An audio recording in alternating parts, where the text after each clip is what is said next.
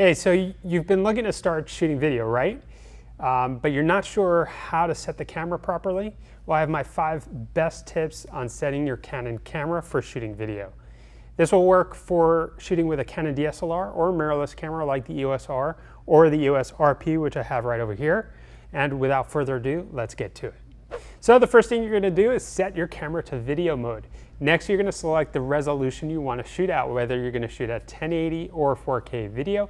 Next, you're going to select the frame rate, which is going to give your video a certain feel. So you can select 24 frames per second, 30 frames per second, 60 frames per second, or some advanced cameras will give you 120 frames per second. This video being shot right now is shot at 30 frames per second.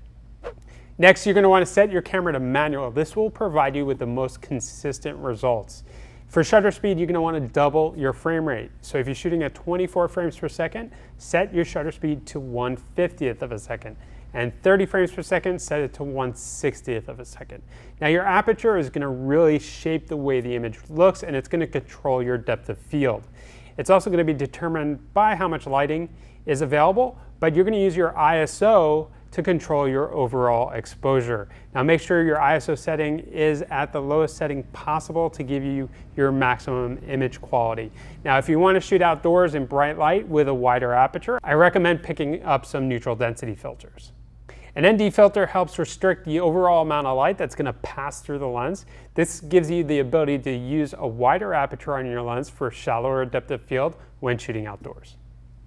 Setting the correct white balance setting is the key to getting accurate colors in your video. Now your camera is going to provide you with the ability to choose from auto, a bunch of presets, and a custom white balance setting.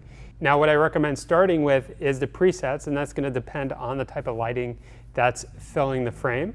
But for more accurate colors, choose custom white balance, and what you would do is choose a white card, photograph it, and select it for your custom white balance reference.